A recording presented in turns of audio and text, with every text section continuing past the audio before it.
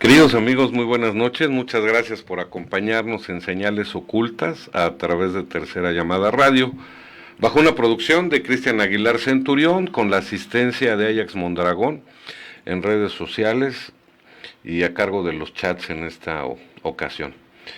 Con los medios de contacto, Twitter, Facebook, Instagram y YouTube como Tercera Llamada Radio, para que puedan interactuar con nosotros. Muchas gracias por acompañarnos. Un afectuoso saludo a quien sigue los audios allá en España por iVox.com. Muchas gracias, de verdad. Nuevamente en compañía de mi querido amigo el ingeniero Alfredo Herrera. ¿Cómo está, ingeniero? Pues ¿Cómo bien, le va? Muy bien, gracias. Aquí zarandeado, ¿sí? Pero qué bien. Y con una tarde lluviosa.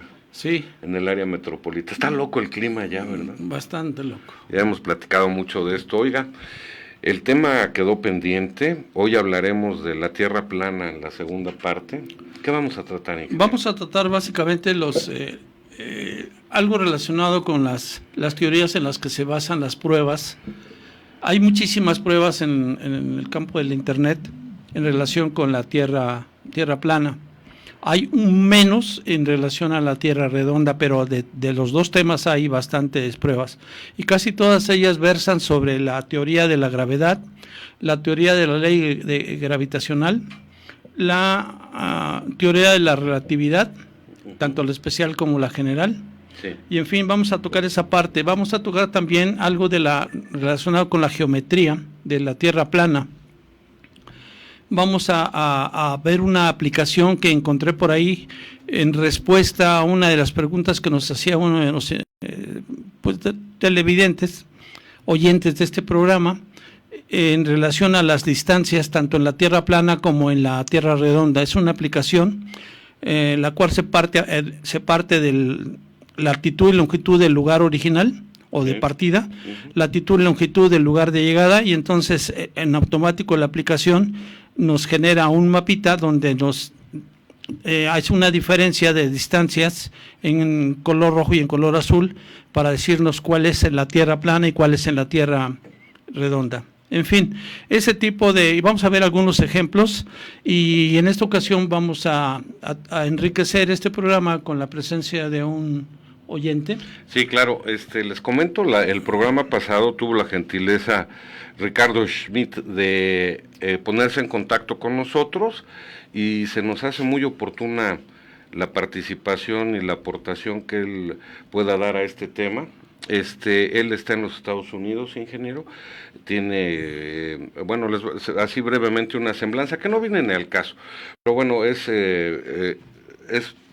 profesor de inglés, de español, es maestro en lenguas castellanas, tiene un doctorado en literatura, me imagino que de lenguas hispánicas, ya no lo alcancé a escribir, pero sobre todo, fíjese qué interesante, alguien con esa preparación académica muy interesado por los conceptos de la Tierra plana y de otros, ¿no? Como usted, que es ingeniero químico, ¿no? Sí, a veces yo estudié administración de empresas.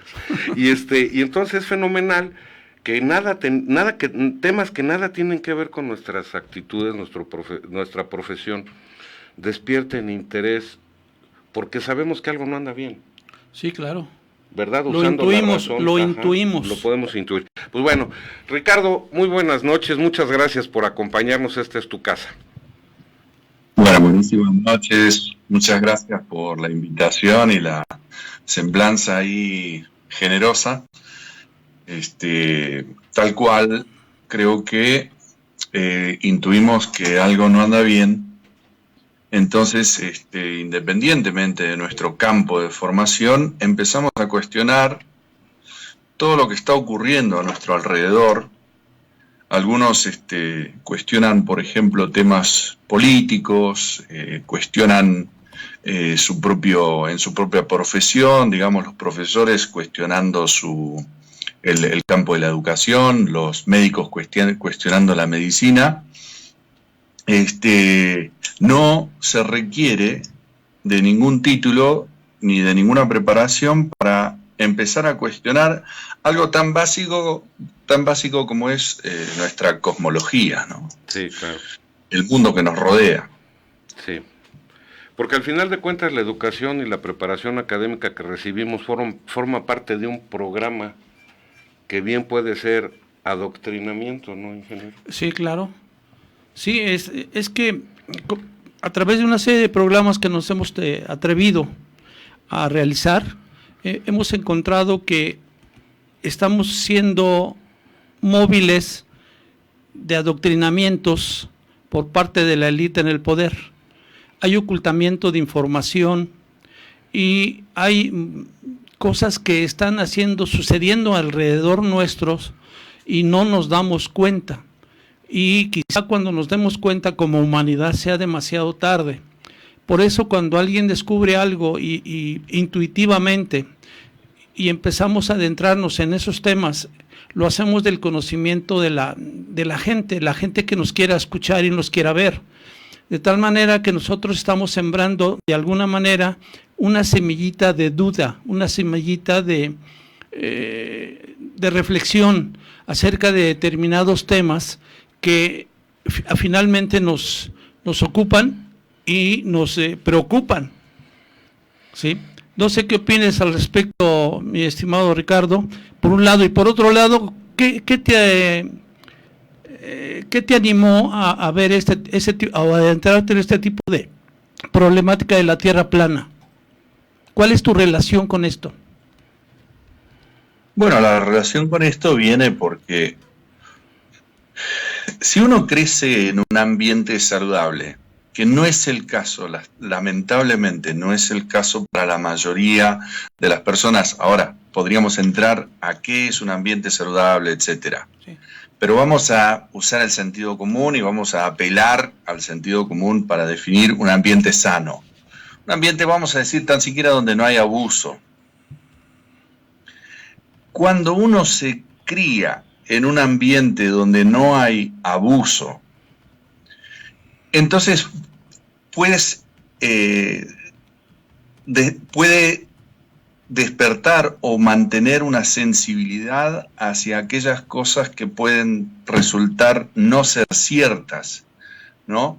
El bombardeo mediático es mucho más palpable si yo vivo en un ambiente sano.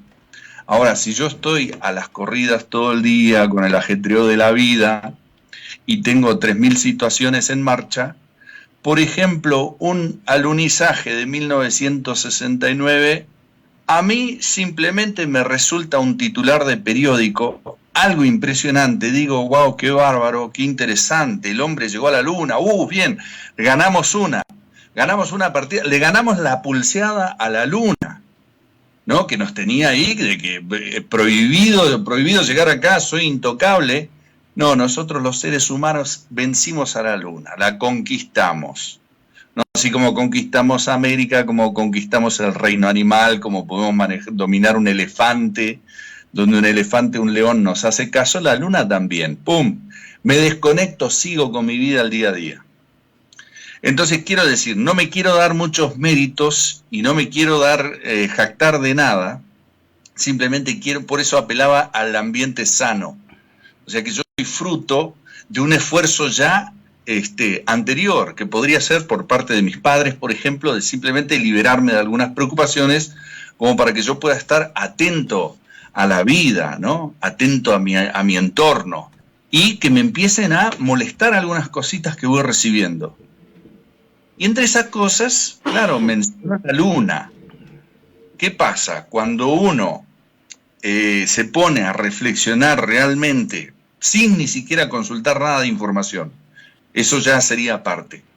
Pero uno simplemente se pone a cuestionar, ¿es posible pisar la Luna? ¿Es posible hacer un viaje de 350.000 kilómetros? Bueno, digo, no hace falta apelar a los datos. ¿Es posible llegar a eso que yo veo ahí, que está en constante movimiento? ¿Cómo envío un cohete que justo, ¿no?, empieza a pensarlo? Porque tiene el tiempo, porque, digamos, despierta el interés, porque ha ocurrido un pequeño choque, porque las mentiras realmente tienen una textura que es palpable.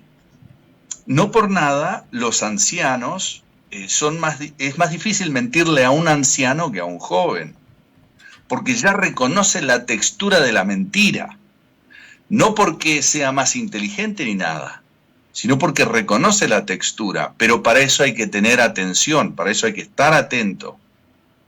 Y esa atención no se logra en un ambiente, digamos, de mucho ajetreo, de mucho desorden.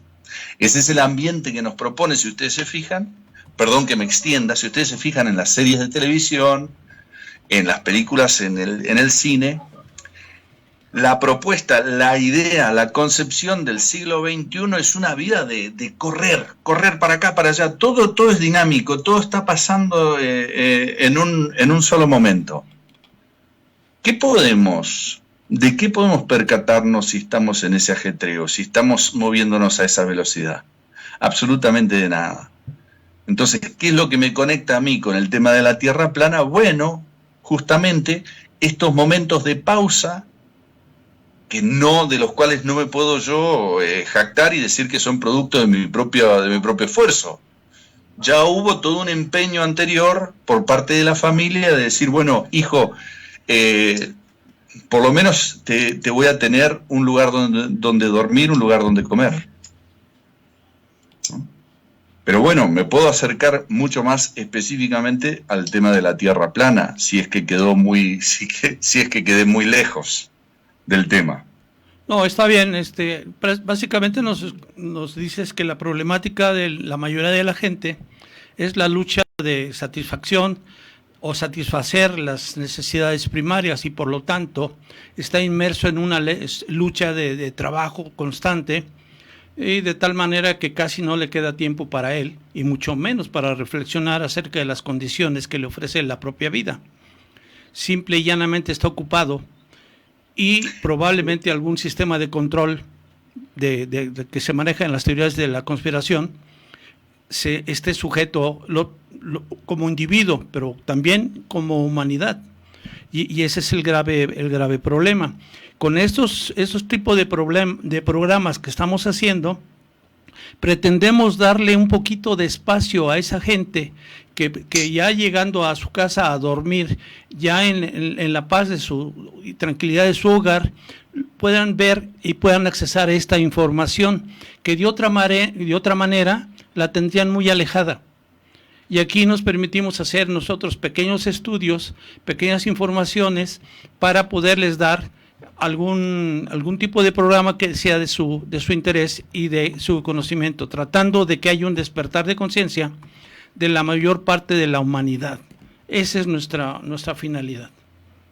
A veces no la cumplimos. Perdón que interrumpa aquí. Siento esa responsabilidad, por eso le atribuyo y agradezco a la generación anterior de dar un impulso, porque no todos tienen esa oportunidad. Claro. Y no es culpa de nadie, no todos tienen la oportunidad de hacer una reflexión. Por eso yo siento la responsabilidad, porque me presentaba Juan Ramón, ¿estoy diciendo bien su nombre? Disculpe. Sí, claro, háblame de tú, no seas malo. Me hace sentir más viejo de lo que estoy. Sí, Juan Ramón me presentaba, decía, bueno, doctor en literatura, sí, hispánica.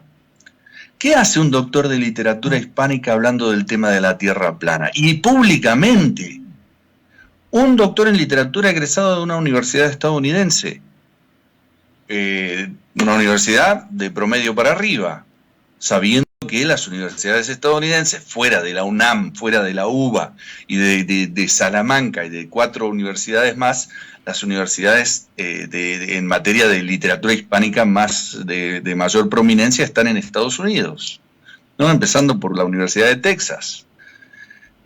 O podemos, no importa, ¿no? Pero, entonces, ¿por qué? ¿Que acaso no tengo otros temas para hablar? ¿Acaso no mi profesión o los años de empeño en esto no me vuelcan a un mundo profesional mucho más elaborado? Pero es esta responsabilidad que uno adquiere cuando sabe que el otro no tiene la oportunidad. El jovencito que no en su casa, que las cosas no funcionan, que quizás me lo medicaron de muy joven, porque no atendían la escuela, ese muchacho no tiene las mismas oportunidades. Entonces, ¿quién va a ir a hablar de los temas? ¿Quién va a ir a señalar las fracturas en el sistema? Porque estos son pequeños cracks que hay en el sistema. Cracks, ¿no? Una fractura. Sí, así es. Sí. En el sistema por donde uno puede mirar y ver un poquito, porque de otra manera te tienen, ¿no?, dentro de una burbuja, engañado en prácticamente todo, pero digamos, dentro de esa burbuja, así como hay una pintura, ahora no recuerdo de quién es, pero sale mucho con el tema de la Tierra plana, esta pintura de que hay una persona como saliendo de una especie de cúpula o domo, asoma la cabeza y ve por afuera, ¿no? Si está en una tierra plana, hay un domo, se asoma y ve desde afuera qué es lo que realmente está pasando en el cosmos. Sí, entonces yo no puedo permitirme, digamos, un esfuerzo multigeneracional que me vuelca a mí en una exploración intelectual elaborada y a profundidad, no la puedo simplemente, para mí, desde mi moral, no la puedo verter en un proyecto ególatra, egoísta.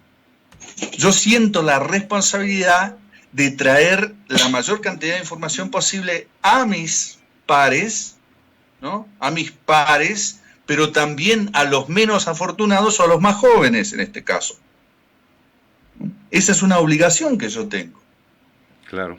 Por eso yo siento que estamos acá y yo le agradezco el espacio que ustedes ofrecen desde ahí, desde Tercera Llamada. Y nosotros te agradecemos tu interés, porque mira, nos sucede algo similar. Nos damos cuenta de que cada día que transcurre, el adoctrinamiento y la robotización de las personas, no es porque sean malos o sean ignorantes o estén dormidos, es que simple y sencillamente está funcionando en ellos. Nosotros a lo mejor tuvimos otra oportunidad, ¿no, ingeniero? Así Como es. bien menciona Ricardo, tuvimos otra... Fractura, hasta tragedias. Sí. Ya las viviste y te posicionó esa tragedia en un lugar que el otro lamentablemente no lo ve, no entiende de qué le estás hablando. Claro. Entonces una vez uno abierta la fractura que puede venir, puede ser impulsada o generada tanto por el amor como por el odio, como por pero la experiencia tiene que estar. La fractura se tiene que dar. Y está ahí apenas donde uno se asoma y entonces adquiere la responsabilidad. Y la mayoría de las personas que ven la fractura intentan alertar al otro de algo. Pero claro, están aquellos también que conocen el sistema, o sea, conocen la mirada desde afuera, no están dentro del sistema de programación. Y sin embargo se lo callan y se lo guardan. Y esos actuantes están en situaciones de poder, en posiciones de poder, ¿no? Y se dedican a la política, se dedican a los medios masivos, se dedican al cine, se dedican a los diferentes hilos, a los diferentes manipuladores que tenemos hoy sociales. Sí. Muy bien, ahora sí podrá entender nuestro público el porqué de estas acciones, de ese tipo de programas. Bien, si no te importuno, quisiera ya entrar en materia, darles algo de relacionado con esta tierra plana en específico. ¿Les parece Adelante, bien? adelante, Bien. ingeniero. Entonces, aquí, como les decía en la introducción, se ofrecen en el Internet cientos de pruebas para la teoría de la Tierra plana y en función también de la teoría de la Tierra redonda.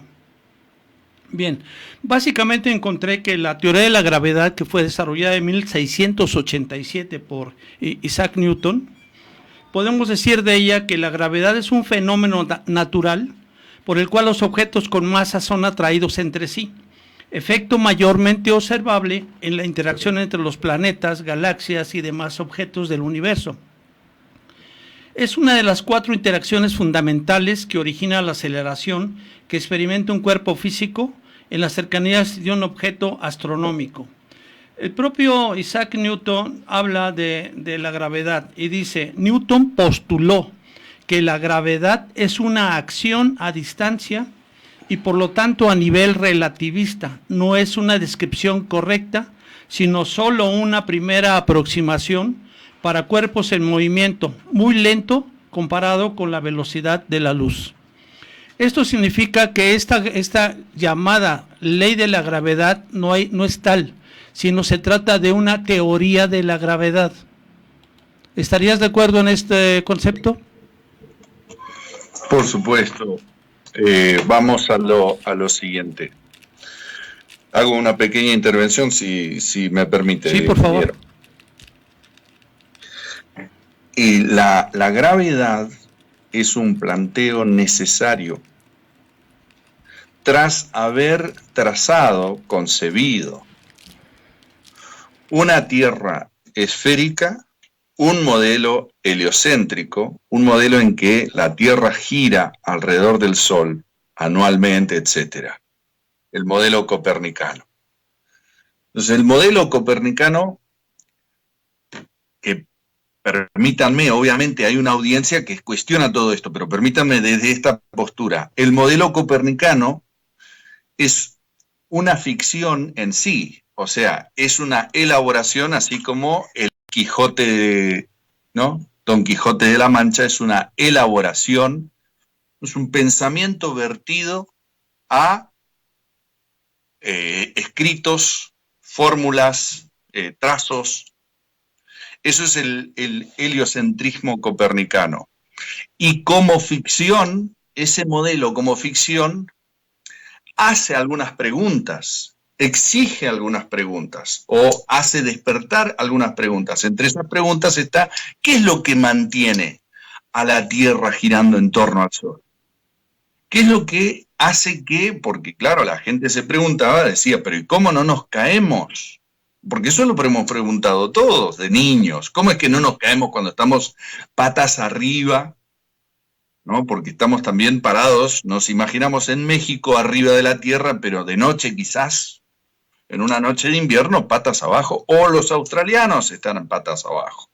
Digo, patas arriba, quiero decir. Entonces, ¿qué pasa? Que esa pregunta natural exigía una respuesta. Y Newton desarrolla una respuesta adecuada a la pregunta. Pero es como que yo pregunte, siendo el Quijote una elaboración, pregunto, ¿cuál sería la mejor arma del Quijote para combatir un molino, por ejemplo? Porque fue con las armas que fue con una espada y se golpeó y fracasó. Ahora, yo puedo diseñar una serie de armas para que el Quijote venza a los molinos, pero ¿cuál es la importancia de eso? Absolutamente ninguna, sino que yo simplemente adhiero a la ficción previa. Entonces Newton toma un modelo falso, que hasta él probablemente del cual él dudaba mucho, pero que académicamente estaba en boga, ¿no? Toma ese modelo y ofrece una respuesta a una pregunta bastante básica que anteriormente no se contestaba simplemente con no sabemos. Uh-huh. Entonces, es interesante y es coherente, así como el Quijote, una ficción, es una obra eventualmente coherente. Hay una coherencia en la redacción y en el pensamiento detrás de la redacción. y el pensamiento. De hecho, Cervantes es considerado un genio. Newton debe ser considerado un genio también por su capacidad de elaborar una respuesta a un interrogante humano que en esa discusión peculiar, en la discusión heliocéntrica, necesitaba la respuesta. ¿Qué es lo que me retiene a mí en la Tierra? ¿Qué es lo que me hace girar alrededor del Sol? Y Newton da una respuesta muy útil para esa discusión. Exacto. Pero en ningún momento, y en palabras del propio Newton, él adhiere a que lo que él puso en papel sea una verdad absoluta. O sea que su cometido no era describir una verdad, no era aclarar el campo digamos, aclarar realmente las dudas del hombre, sino que él simplemente elabora una respuesta a un interrogante que se da en ese contexto, en un contexto de heliocentrismo. Correcto. Entonces, es una teoría por su coherencia, así como yo puedo narrar la historia de Quijote de principio a fin, porque es una historia coherente, más allá de la locura del Quijote. Y yo lo veo al Quijote caminar, y yo lo veo con su con su caballo, y lo veo a Sancho Panza, y veo a Dulcinea. Y son prácticamente parte de mi esquema natural. Yo casi que los conozco sus personalidades. Es muy coherente la obra. No significa que me sirve a mí como código de vida o que me sirve a mí para, digamos, entender la realidad más de cerca. Y mucho menos es una representación de la realidad del Quijote. De la misma manera, y perdonen la analogía tan distante, del mundo de la ciencia, de la física, a la literatura, pero es tal cual. El concepto, lo que Newton pone en palabras, es una ficción elaborada que no tiene la intención de acercarse a la verdad ni a la realidad. Correcto. Déjame continuar con esto y ahorita hacemos otra intervención tuya. Te rogaría que fuera un poco más breves. Más breve. Mira, la otra ley en la que se basan las pruebas de la teoría de la Tierra plana y de la teoría de la Tierra redonda es la ley de la gravitación universal, también formulada por Isaac Newton. Esta ley postula que la fuerza que ejerce una partícula puntual con masa sobre otra con masa es directamente proporcional al producto de las masas e inversamente proporcional al cuadrado de la distancia que las separa. Esta ley de la gravitación juega un papel muy importante por cuanto a las... vamos a ver su aplicación en el campo de las mareas, de la generación de las mareas. ¿Sí? Un poquito más tarde. Bien, ahondando un poco más, dejando a Newton a un lado, le decimos ahora, tiempos más modernos, siglo XX, la gravedad, dice Einstein, es consecuencia de la curvatura del espacio-tiempo. La Tierra es redonda porque la gravedad atrae con igual intensidad de todas las direcciones hacia adentro, de modo que la superficie irregular del planeta se ha ido compactando lentamente en forma de esfera. En la teoría de la relatividad, publicada en 1105 por Albert Einstein, incluye esta teoría de la relatividad tanto a la teoría de la relatividad especial como a la teoría de la relatividad general. Pretende resolver la incompatibilidad existente entre la mecánica newtoniana y el electromagnetismo. O sea, aquí ya se empieza a obtener alguna otra idea que venga a desplazar a la idea de Newton o bien a confirmarla, pero ya hay un inicio de hacer algo diferente o algo complementario en su caso. Bien, esta teoría describe correctamente el movimiento de los cuerpos incluso a grandes velocidades y sus interacciones electromagnéticas. Se usa básicamente para estudiar sistemas de referencia inerciales. no es aplicable para problemas astrofísicos donde el campo gravitatorio desempeña un papel importante. La teoría de la relatividad general, publicada en 1915, es una teoría de la gravedad que reemplaza a la gravedad newtoniana, aunque coincide numéricamente con ella para campos gravitatorios débiles y pequeñas velocidades. La teoría general se reduce a la teoría especial en ausencia de campos gravitatorios. El supuesto básico de la teoría de la relatividad es que la localización de los sucesos físicos, tanto en el tiempo como en el espacio, son relativos al estado de movimiento del observador. Así, la longitud de un objeto en movimiento o el instante en que algo sucede, a diferencia de lo que sucede en mecánica newtoniana, no son invariantes absolutos, y diferentes observadores en movimiento relativo entre sí diferirán respecto a ellos. Las longitudes y los intervalos temporales en relatividad son relativos y no son absolutos. De hecho, la teoría de la relatividad general predice que el espacio-tiempo no será plano en presencia de materia y que la curvatura del espacio-tiempo será percibida como un campo gravitatorio. No sé si estés de acuerdo o tengas alguna explicación adicional, compañero. Perdón por lo de compañero. Claro, no, tengo un comentario al respecto y es el siguiente. Nuestros ancestros habitaron esta tierra y vivieron coherentemente sin tener la menor conciencia de lo que hoy se llama relatividad, teoría de la relatividad general. Por lo cual, o sea, ¿por qué traigo esto a la mesa? Porque es un conocimiento totalmente innecesario para nuestro día a día, para vivir nuestras vidas, para conocernos, reconocernos a nosotros mismos y demás, y hacer todas las actividades que necesitamos hacer y que queremos hacer y de realizar todos nuestros sueños.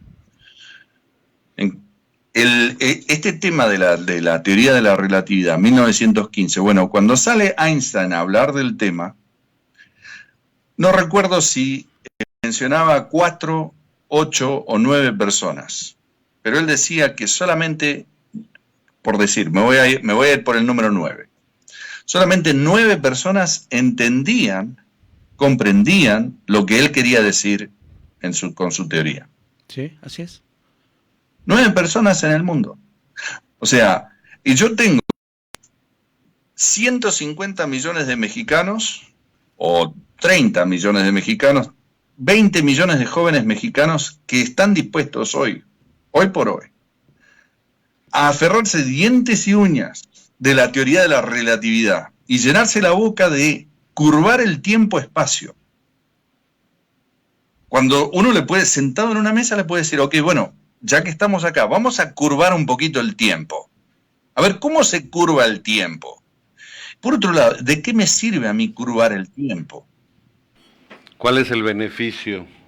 Claro, o sea, pero ¿y cómo lo haría? ¿Y para qué? ¿Cómo? No entiendo. Entonces, no estás entendiendo el planteo. Pero si yo te digo que la teoría de la relatividad es una charlatanería de un grupo de profesionales, de académicos, que como yo en mi campo me he sentado a discutir que si el Quijote realmente estaba enamorado de Dulcinea o no, es una discusión que pertenece a ese campo.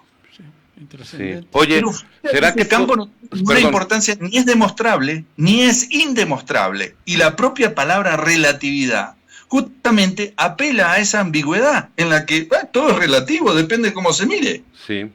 Y esa es perdón. Y esta teoría la toman los que defienden la Tierra redonda, lo toman como defensa contra las pruebas. Y aquí lo interesante es que todas esas teorías, yo comparto tu opinión, Ricardo, están diseñadas para distraer la mente del ser humano y alejarlo de las cosas que realmente debe conocer y en las cuales realmente debe profundizar para su desarrollo personal, social, colectivo. Entonces, como decías tú, ¿para qué nos sirve manejar la teoría de la relatividad si nada más la conocen 1 millón de personas, cuando hay 7,000 millones de personas que no nos sirve para nada? Recapitulamos. Estamos diciendo, ingeniero, que muchas de estas teorías pueden haber sido creadas para distraer el pensamiento de las personas y desviarlos de lo que profundamente y necesariamente hay que conocer. Casualmente estas fueron hechas por gente que eran masones. Masones, ¿verdad? No sé si tenga algo que ver. No, hay quién sabe. No sé. Ajá. Ya ve que son bien buenas gente. Sí, son muy buenas gentes. Oiga, la otra, por ejemplo, Newton, la humanidad tiene más de 350 años guiándose por sus postulados. Sí. Y casualmente toda la ciencia ha cambiado, evolucionado. Y pondré un ejemplo, el átomo indivisible, ¿no? Si uno no se actualiza, pues se queda con ese concepto y ya pasó, ya cambió el tiempo. Sí, la teoría de Bohr, de Rutherford, etcétera. Sí.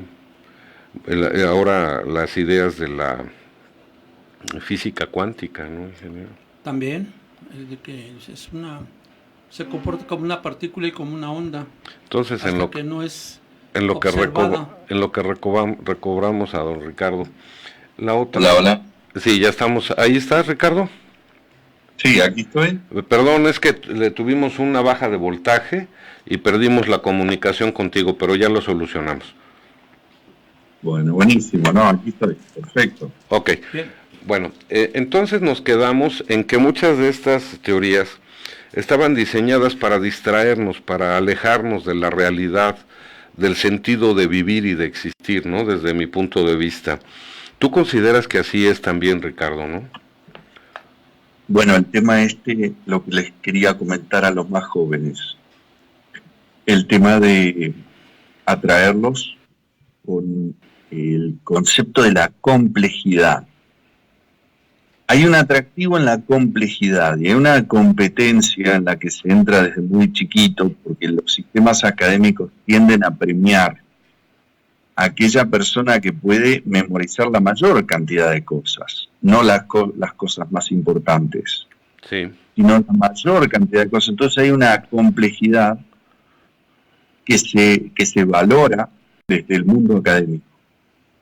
Y entonces esa es la pequeña semilla, del tipo de semilla contraria a las que quieren sembrar ustedes. Es una semilla que invita al individuo, al ser, por el resto de su vida, a tratar de complejizarse para ser más interesante, para ser más premiado, para ser más aceptado, para ser básicamente el héroe, ¿no?, de la clase. Claro. Entonces hay un interés cuando a uno le dicen curvar el espacio-tiempo, sí, ¿no?, la relatividad, y los millones, los años luz, sí, que los millones de años luz, que no, porque tú no entiendes, porque la física, porque la química, porque cuando un objeto, esto, A, B, C, pum, pam, tú no entiendes, porque por óptica, porque es un principio de óptica, porque es un principio de esto, que es un principio del otro, y porque Einstein decía, y Tesla lo confirmaba, y bla, bla, y es todo complejidad. A la hora de la hora uno le pregunta, bueno, vamos a curvar el tiempo acá en la mesa, ahorita, como dicen ustedes en México. A ver, cúrvame el tiempo aquí, muéstrame una parte del tiempo que puede que sea física, para que yo la pueda curvar. Es como que te diga, cúrvame el pensamiento, pero ¿de qué manera? O cúrvame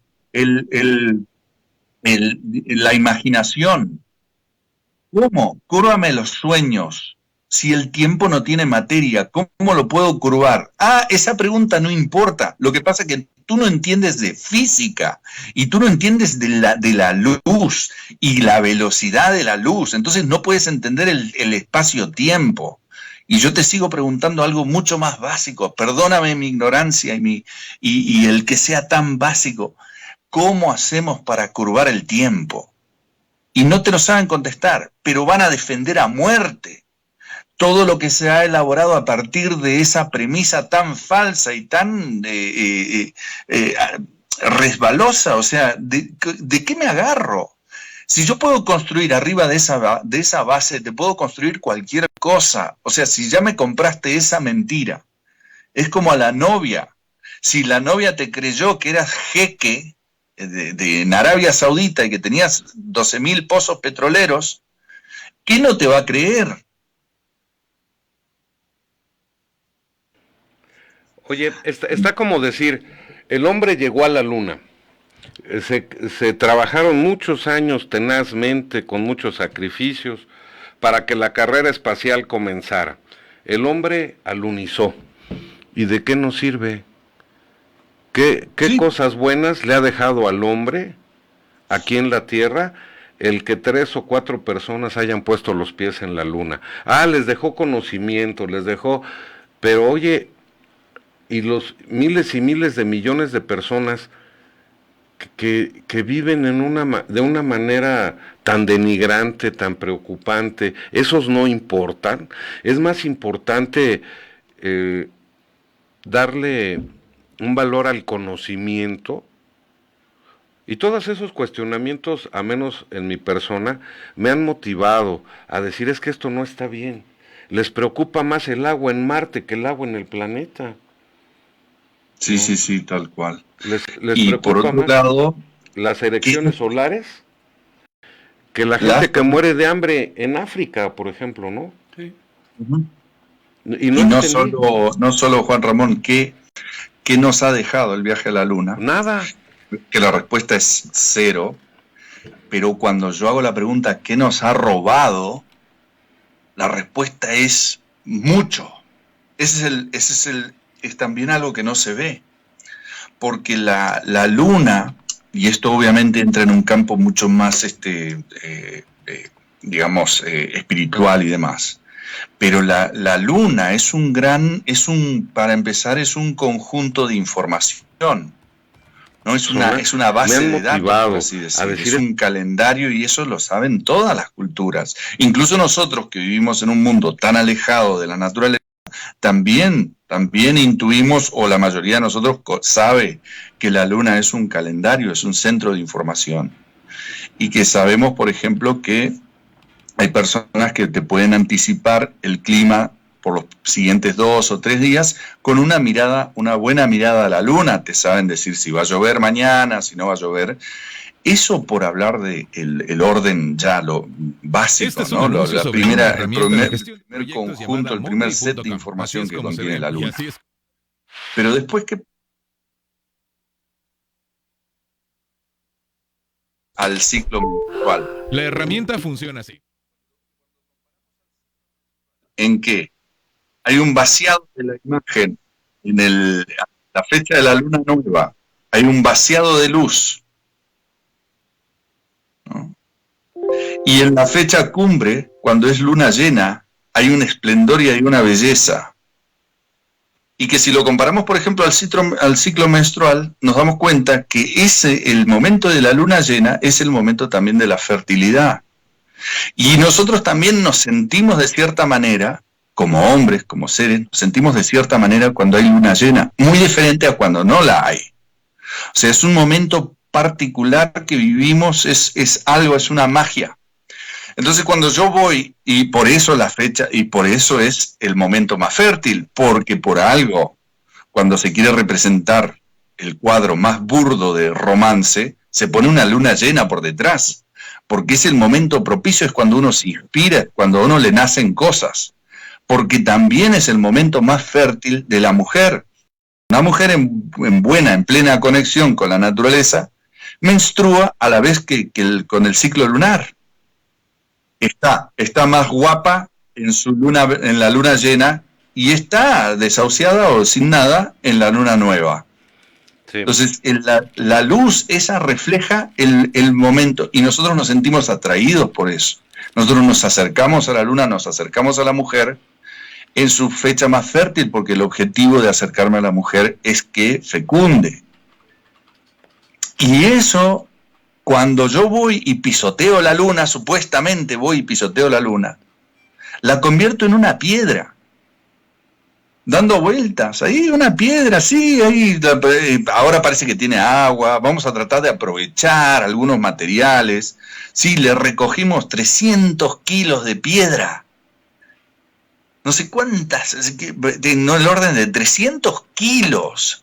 Sí. Yo creo que nadie ha arrastrado 300 kilos de nada, ni siquiera, a menos que sea un albañil, ha arrastrado 300 kilos de piedra. ¿Para qué necesitamos 300 kilos de piedra? De la Luna. Y después cuando en Holanda dijeron, a mí los 4 microgramos que me dieron de piedra de Luna, al final eran madera petrificada, y se lo devolvieron al gobierno estadounidense, diciendo, a nosotros por lo menos nos estafaron, tendrán ustedes todas las piedras lunares ahí, pero a nosotros nos dieron madera. Entonces, ¿qué es lo que no te han robado con ese cuento de pisamos la luna? A eso voy yo. ¿Qué te parece? No solo qué nos dejó, qué nos aportó, que es nada, sino, además de no aportarnos nada, nos robaron lo que nos daba la luna. Claro, rompieron los calendarios porque hasta las culturas ancestrales lo usaban para saber cuándo cosechar, cuándo sembrar, etcétera. Oye, Ricardo, ingeniero, ¿les parece si le pido a Ajax que nos lea los comentarios? Porque yo perdí los datos acá. Pero antes nada más le quiero comentar a Gabriela Martínez. Dice, ¿ustedes dicen que la Tierra es plana o no? O no entiendo sus imágenes, disculpen. Gabriela, estamos hablando de la Tierra plana, pero también de las teorías, como teorías, y también de la Tierra esférica. Y la diferencia que existe entre ellas, quienes están a favor, qué es lo que embozan, y los que están en contra, qué es lo que esgrimen también. Entonces nosotros no afirmamos nada, nada más estamos analizando. Sí, nosotros lo hemos dicho múltiples ocasiones en este programa y en el programa pasado. Nosotros estamos tratando simplemente de aportar los elementos que defienden la teoría de la Tierra plana y los elementos que defienden los grupos de Tierra redonda, sin decantarnos por ninguna de estas dos ideas. Simple y llanamente dar a conocer cuál es la posición de cada uno de esos grupos. Que cada quien, después de reflexionarlo, pueda considerar lo que juzgue más conveniente, ¿no? Claro. ¿Qué hay en Ajax en los chats, por favor? Juan Ramón, buenas noches. Ingeniero, buenas noches. Ricardo, buenas noches. Aquí leyendo algunos comentarios, recuerden que pueden enviarnos todas sus preguntas y dudas, tanto al invitado como a los comentaristas en esta ocasión, a través de Facebook y YouTube.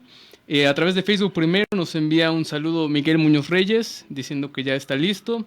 Por ahí también saludos a Daniel Pot, que dice que no le agrada mucho el tema de Tierra plana, pero que bueno, nos va a estar escuchando.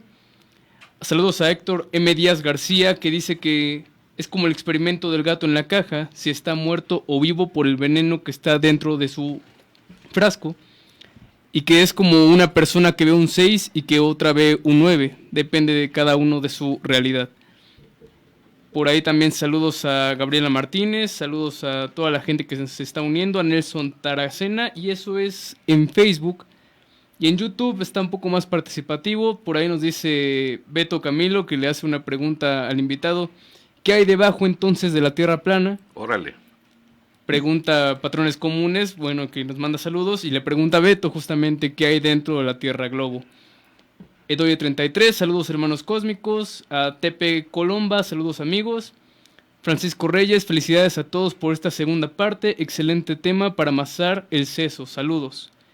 Y bueno, esos son todos los comentarios. Ahí queda la pregunta para invitado y comentaristas. Recuerden que pueden enviarnos todos sus comentarios y preguntas a Facebook y YouTube como Tercera Llamada Radio. Señor ingeniero, ¿qué sigue? Pues mire, sí me gustaría darle alguna respuesta, aunque no sea lo que espera, quizá nuestro... ¿Es oyente o les damos hombre? Que nos está preguntando. Hombre, Beto Camilo. Bueno, Beto Camilo, ¿de qué sí. hay debajo de la Tierra ¿Qué plana? hay debajo de la Tierra plana? Mira, de acuerdo con los terraplanistas, o sea, el grupo de gente que defiende esa teoría, no saben, como tampoco saben de alguna manera, en ciencia cierta, las dimensiones de esta Tierra. Sin embargo, vamos a darles algunos adelantos ahí. Pero respecto a qué hay debajo de la Tierra, no se sabe con certeza. Ni el grupo que defiende la Tierra plana no sabe cómo dar respuesta a ese tema. O sea, que quién sabe qué hay. ¿Quién sabe qué? ¿Cómo ves, Ricardo? Está bien, es una respuesta honesta a la vez, no hay ninguna inocencia en esa respuesta. Es una respuesta que simplemente busca a apelar a la verdad, a lo que a mí me consta. No es que no haya, por ejemplo, una posible noción, ¿no? Alguno podría empezar a explicarlo si quisiera, pero sabe perfectamente que se estaría aventurando al campo de lo indemostrable. Sí. Entonces ¿qué hay abajo, la parte de abajo de la Tierra? Bueno, hay una idea, para empezar, hay una idea de que, muy errada, de que lo único que estamos haciendo acá es cambiar la forma de la Tierra. Y que todo lo demás sigue en pie, el sistema solar y todo lo demás. No, olvídense de eso. La Tierra está abajo y el cielo está arriba. Esas son las únicas realidades. O sea, lo que tú experimentas en tu día a día, cuando sales a la calle, lo que tú ves, abajo tuyo hay tierra, arriba tuyo no hay tierra. Hay aire, hay éter, como quieras llamarlo, es algo menos palpable. Es físico, sí, pero hay luz, etcétera. Dentro de la Tierra no hay luz visible, por lo menos, pero sí que hay información de todo tipo, pero eso ya es aventurarme un poco. Ahora, abajo de la Tierra, no sé, se han cavado 12 kilómetros y se seguía sacando materia de tipo rocoso, etcétera. Habría que ver con la gente que cavó el pozo Kola en Rusia para ver qué es lo que encontraron a 12 kilómetros. Sí. Ahora, más abajo de eso, nadie jamás ha pisado más abajo de eso. El concepto de la esfera es un concepto, o sea, es una idea, es una noción, es una ficción. No hay demostración, no hay fotografías de una esfera. Por lo tanto, pensar que yo, como creo que el mundo es una esfera, ya sé lo que hay abajo, es un engaño, es algo que uno se persuade a sí mismo a creer. No es como que yo me ponga a explicar ahora cómo es la jerarquía de los cielos, que quiénes son los ángeles que le suceden a Dios, al Altísimo, y te empieza a explicar por qué Gabriel tiene más jerarquía que este y que el otro. Bueno, pero eso está muy bien si me quiero sustentar en algún pasaje bíblico o lo que fuera, pero realmente es algo que yo me estoy persuadiendo a yo mismo creer. Ahora, yo no condeno al que lee la Biblia y la sigue, pero sí condeno o cuestiono o invito a que se cuestione a sí mismo al que simplemente hace caso y sigue a personas como Copérnico, ¿no? Personas como supuestamente el mítico, el mitológico Eratóstenes, que demostró supuestamente 200, no sé cuántos años Cristo, demostró la esfericidad de la Tierra haciendo un experimento lleno de irregularidades. Eso sí, hay que cuestionarlo, hay que ir y mirar si es que es cierto. Y no pensar que porque una persona que estudia el tema de que hoy en día está involucrado en la discusión de la Tierra plana, pensar que porque no te puede decir a ciencia cierta qué es lo que hay más abajo, porque se desconoce, no es más inocente, no es más inocente que alguien que simplemente asume un modelo que no es otra cosa que una elaboración ficticia. Perfecto. ¿Sí? Entonces, no sabemos lo que hay, pero nadie sabe. No es que el heliocentrista sabe, no es que el que piensa que la Tierra es una esfera sabe.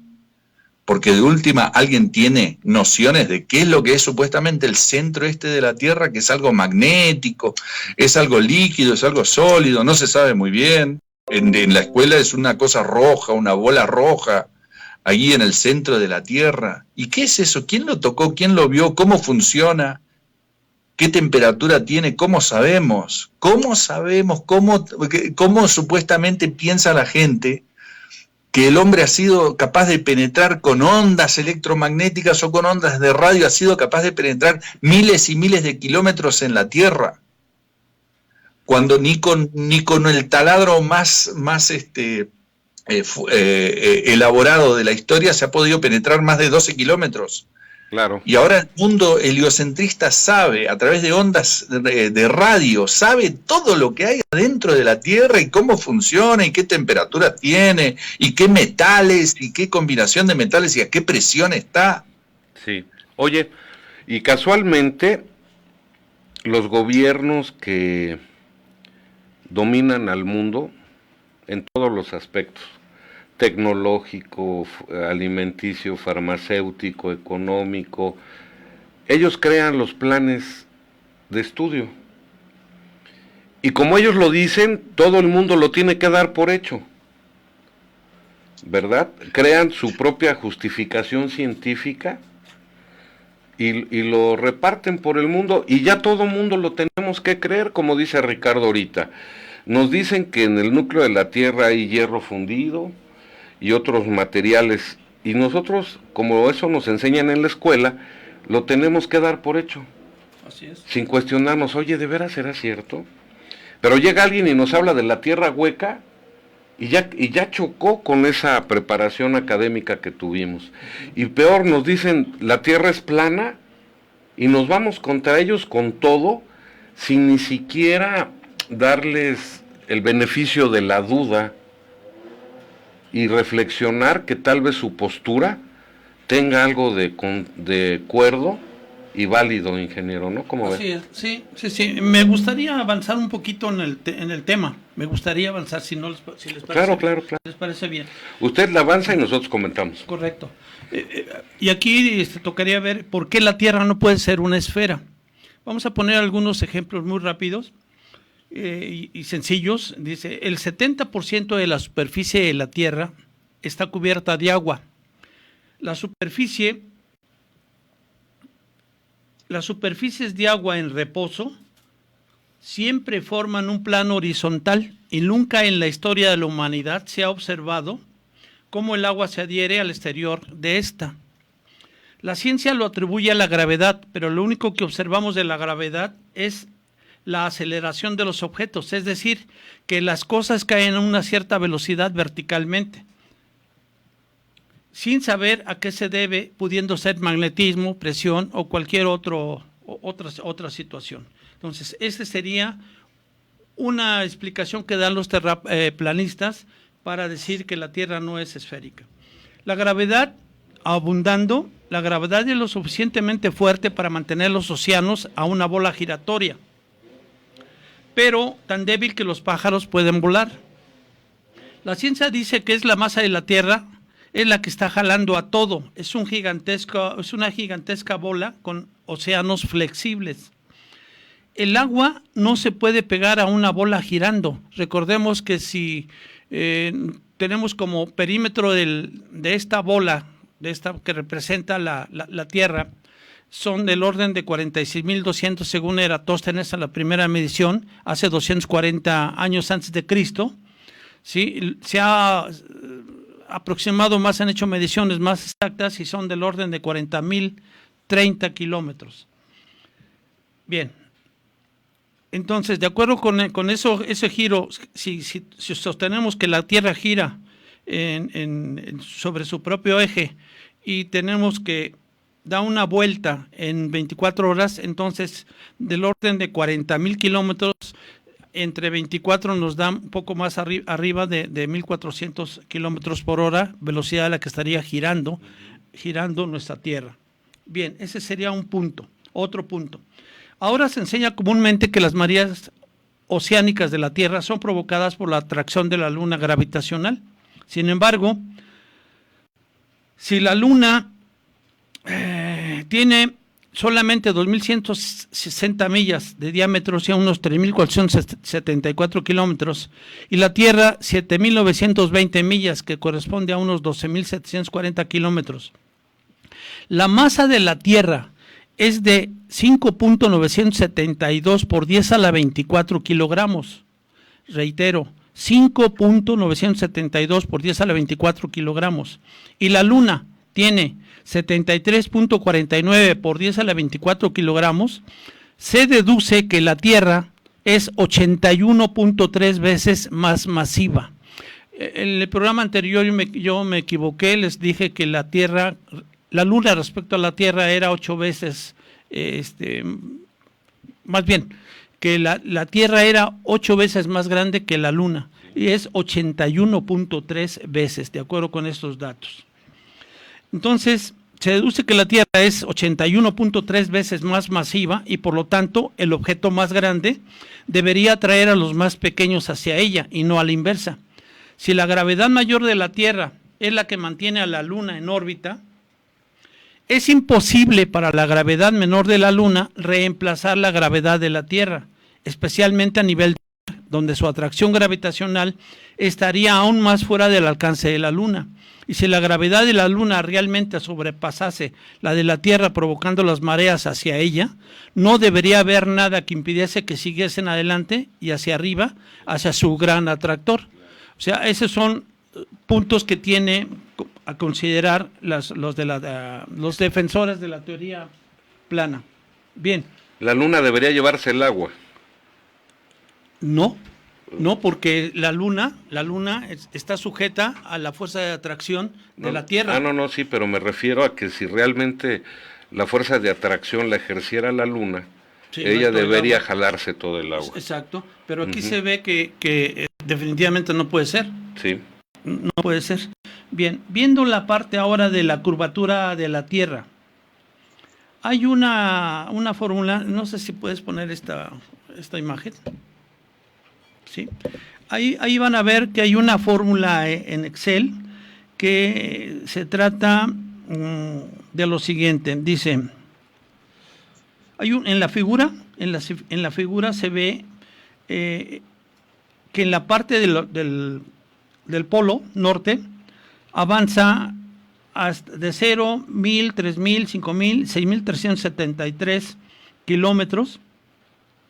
Y se ve que la curvatura va adquiriendo determinados valores, ¿ok? De 500, 3000 y 0. Perdón, 5000, 3000 y 0. Bien. Entonces, aquí hay una serie de datos de esa curvatura, calculado con una fórmula que dice X es igual a 6373 menos, abren un paréntesis, 6373 por el coseno, abren otro paréntesis, arcoseno, abren otro paréntesis, L entre 6373, y eso nos da prácticamente la curvatura en cada punto. Hay una fórmula muchísimo más fácil, más elemental, donde nos permite calcular y llegar a lo mismo. Nos dice que un factor de 8 multiplicado por la distancia medida en millas al cuadrado nos da pulgadas de curvatura. Así, por ejemplo, si nosotros avanzamos una milla, ¿sí? Deberíamos entonces tener 8 por 1 al cuadrado es 8, eso nos da 8 pulgadas de curvatura. Si avanzáramos 2 millas, tendríamos 8 por 2 al cuadrado, sería 32, tendríamos 32 pulgadas de curvatura. Y así sucesivamente, y podríamos entonces crear toda esa curvatura de la Tierra, sí, simple y llanamente con esta fórmula, ¿no? Es el factor de 8 por millas. ¿Perdón? Millas al cuadrado, si son 2 millas, tenemos 2 al cuadrado. Son 4, por 8, 32. 8, 32. Es lo que acabo de decir. Perfecto, sí. Bien, siguiendo en esto. Ahorita te damos intervención, compañero. Bien, hay una compañía ferrocarrilera, la Northwestern Railway de Londres, forma una línea recta de 180 millas de largo entre Londres y Liverpool. el punto más alto de la vía férrea a medio camino en la estación de Birmingham está a solo 240 pies sobre el nivel del mar. Si el mundo fuera en realidad un globo, se curvaría 8 pulgadas por milla cuadrada. El tramo de 180 millas, que es equivalente a 289 kilómetros de ferrocarril, formaría un arco con el punto central en Birmingham, recaudando más de 1 milla, un total de 5.400 pies, que equivale a 1.64 kilómetros por encima de Londres y Liverpool. O sea, no puede ser porque de acuerdo con estos cálculos quedaría muchísimo muy arriba. Imagínense ustedes a una distancia de 1.64 kilómetros por encima de Londres y Liverpool, calculado con la curvatura. Bien, otro ejemplo que ponen los terraplanistas. El horizonte aparece siempre perfectamente plano, los 360 grados alrededor del observador, independientemente de la altitud. O sea, si ustedes están en tierra plana, o en un globo aerostático, o en un avión, o en una nave, ustedes van a ver siempre el horizonte recto, plano. Bien, otro ejemplo rápido. Los ríos corren hacia el nivel del mar para encontrar el camino más fácil. Norte, sur, este, oeste y todas las demás direcciones intermedias sobre la Tierra al mismo tiempo. Si la Tierra fuera realmente una pelota que gira, entonces muchos de estos ríos estarían fluyendo increíblemente cuesta arriba. Por ejemplo, el Mississippi nace en el lago Itasca y descarga sus aguas en el Golfo de México. En sus 3.000 millas, que es equivalente a 3.734 kilómetros, tendría que subir 11 millas, o sea 17 kilómetros, antes de llegar al Golfo de México, lo cual pues, no puede ser. Una porción del río Nilo, que nace en el río Cajera o lago Victoria y desemboca en el mar Mediterráneo, si nos puedes poner esta figura. Decía, una porción del río Nilo que nace en el río Cajera o lago Victoria y desemboca en el mar Mediterráneo, fluye en dirección norte a través de 10 países, en dirección norte o dirección hacia arriba, a través de 10 países por 1.000 millas, o sea 1.609 kilómetros, con una caída de solo un pie. Partes del Congo occidental africano, de acuerdo con la aparente inclinación y movimiento de la supuesta tierra esférica, estaría a veces fluyendo cuesta arriba y a veces hacia abajo. Esto también sería el caso de los ríos Paraná, Paraguay y otros grandes lagos y ríos. En la figura, ¿sí la estamos viendo la figura? En la figura se ve el mapa del África y se ve cómo nace en el río Cajera o lago Victoria y desemboca esa parte del río Nilo en el mar Mediterráneo, o sea, va cuesta arriba, o sea, en una dirección hacia el norte, y ahí desemboca, lo cual va contra toda teoría, porque los ríos, a saber, tienen que perder energía, es decir, fluyen de un lugar alto hacia un lugar bajo, perdiendo esa energía potencial, y aquí se vería que estaría ganando energía potencial, lo cual no tiene una explicación lógica, bajo la perspectiva de que se trata de una tierra esférica. ¿Qué opinión tienes al respecto, mi estimado Ricardo? Sí, me gustaría hacer un ejercicio sí, para hablar un poquito de estas cosas, porque mencionabas la gravedad, empezando por ahí, y después el tema de la curvatura. Uno de los conflictos que tiene el que primero se acerca a esto de la Tierra plana y que obviamente que su primera intuición va a ser esto es una charlatanería, esto es un chiste, esto es una broma. Una de las primeras cosas que aparece por ahí en el imaginario es el tema de la gravedad. ¿Sí? Y no se da cuenta que la gravedad es simplemente una inserción lingüística, es un concepto que se ha insertado en nuestra psiquis para explicar algo que en realidad no tiene ninguna explicación.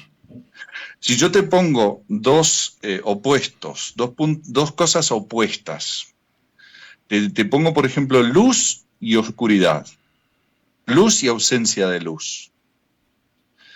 ¿Por qué tendría que haber algún agente intermediario que te hiciera comprender que uno de esos extremos es la luz y el otro extremo es la oscuridad? Es algo que simplemente es. Hay luz y hay oscuridad. De la misma manera, hay arriba y hay abajo. Pero no tiene que haber una razón, así como no hay una razón para decir, mira, hay luz, no hay luz. Como si tuviera que haber un intermediario, ¿no? Como si yo tuviera que decir, hay un motivo por el cual las cosas crecen o decrecen en luminosidad. Uno podría decir, bueno, el sol es la causa de la luz. Bueno, no necesariamente. Hoy en día tenemos luz de muchas otras maneras. ¿Qué es lo que causa la diferencia entre por qué hay luz, por qué hay dos extremos? Lo mismo el arriba y el abajo no hay necesidad de explicarlo, simplemente es un arriba y es un abajo. Ahora, lo puedes describir perfecto, pero no necesariamente hay que darle un porqué. Y si le queremos dar un porqué, entonces ese porqué tiene que ser lo suficientemente elaborado como para que yo lo pueda utilizar como una realidad, como una herramienta real. Pero resulta que no hay ninguna, simplemente decir la gravedad atrae las cosas a la Tierra, realmente no significa nada, porque es inadecuada, no explica absolutamente nada, es simplemente una inserción lingüística. Porque después, una vez ya toda diseñada, detallada por Newton y demás, tiene cierta lógica ahí, es un trabajo explicativo, es un trabajo descriptivo de lo que ve, pero no es que es la razón por la cual las cosas caen. Y bueno, siguiendo esa línea, que eso es un trago muy amargo y simplemente invito a la reflexión, siguiendo esa línea, cuando hablamos de curvatura, un ejercicio que se puede hacer yendo a estas fórmulas que mencionaba, que es la manera más simple de verlo, es la que usted decía, ingeniero, que es que por cada milla que yo avanzo hacia el horizonte, debería, para que se forme toda la esfera, debería haber 8 pulgadas, ¿cierto? Por milla al cuadrado de curvatura. Eso yo lo debería ver, no digo en la calle, no digo en una ciudad, porque hay muchas irregularidades, pero en el océano yo lo debería poder percibir. Entonces, siguiendo esa línea, en 100 millas, yo tendría 100 millas al cuadrado, que usted me sacará la cuenta, son 10.000. 10.000 por 8. ¿Verdad? Por 8, entonces tengo 80.000 pulgadas de curvatura, que después las podríamos transferir a metros o lo que fuera, y es una curvatura muy interesante, ¿no? Bastante prominente en 100 millas, que tampoco es una distancia muy notable, ¿no? Es algo relativamente cercano. Ahora, cuando nosotros tomamos un avión, ¿okay? El avión lo que hace es que avanza a una velocidad más o menos, por decir, de 500 millas por hora. ¿Cierto? Entonces, si yo hago 1 hora de vuelo, yo puedo cubrir 500 millas. ¿Cuál es la curvatura de 500 millas, según usted, ingeniero, ahí? 500 millas serían 250.000 por 8 serían... Por 8 no, por 250.000 serían... Sí, 2 millones, ¿verdad? 2 millones de pulgadas. De pulgadas. Reducidas esas a pies, que podría dividir por 12, ¿cierto? Entre 12, sí. O sea, tenemos que hacer el cálculo. Sí. El cálculo. ¿Pero a dónde quiere llegar? Bueno, que es una altura, digamos, es más o es por lo menos la misma cantidad, la misma altura a la que vuela el avión. Sí. Son por lo menos 30.000 pies o algo parecido. Sí. Tenemos ahí. Entonces quiero decir, en 1 hora de vuelo, realmente, ¿cómo hace el avión cuando despega y va en dirección, vamos a decir que despega de Buenos Aires y se encamina directamente, se va sobre el océano. ¿Cómo hace ese avión para en una hora compensar por los pies que sean? Vamos a decir que son 20.000, vamos a decir que son 30.000, pero ustedes saben, por la cuenta que empezamos a hacer, que eran un montón de millas terribles, o sea, un montón de pies terribles. Sí. No eran 3 o 4 pies, eran un montón de pies. 500 millas es la curvatura es notoria, muy notoria. Entonces, el avión en ningún momento hace un ajuste de su trompa para seguir esa curvatura. El avión simplemente se levanta, eso lo sabe cualquiera, yo por simple intuición, de que los hermanos, ¿cómo se llamaban estos? Que los hermanos, Right. Sí, los hermanos Wright, jamás imaginaron el tema de la curvatura y que vamos a seguir la curvatura para... No, o sea, el avión sale y vuela. El avión vuela y vuela en línea recta y vámonos. No hay ningún ajuste por curvatura. Entonces la gente, cuando uno le pregunta, ¿y cómo hace el avión para mantenerse a la misma altura sin hacer un ajuste de trompa? Dice, no, por la gravedad. Y ahí es donde hacen esa inserción mágica que ya aprendieron a utilizar de antemano, porque la gravedad, decir gravedad no explica realmente absolutamente nada. Entonces es un comodín que yo puedo utilizar cuando no tengo ninguna explicación. Porque el avión debería ir regulando permanentemente su altitud en una hora de vuelo. Porque en 12 horas de vuelo, el avión debería haber ajustado su altitud ya en una proporción. O sea, es enorme la cantidad de kilómetros que tendría que hacer simplemente en ajustes. Sí, cada milla 8 pulgadas. No. Cada milla al cuadrado 8 pulgadas. Porque sí. Es muy diferente. Es muy diferente. Si Sí, fueran pero simplemente 8 a millas, final de cuentas es por cada milla recorrida son 8 pulgadas. En la fórmula Sí. ya para calcular, ya Distancia. para aplicar las distancias, Ajá. arriba de 1, 2, 3, 4, 5, etcétera, se utiliza 8 multiplicado por el factor, o más bien, el factor 8 multiplicado por la distancia en millas al cuadrado. Y eso nos da el número de pulgadas correspondiente a la curvatura. Si cada milla ajustaran 8 pulgadas, iría perfectamente curvando la Tierra.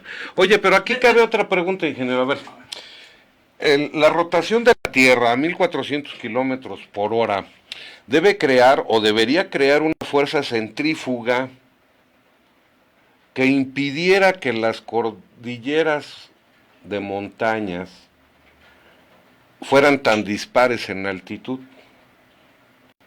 Por la misma fuerza centrífuga, todas las montañas deberían medir lo mismo, a pesar de la presión que ejerce el centro de la Tierra y de las placas tectónicas hacia arriba.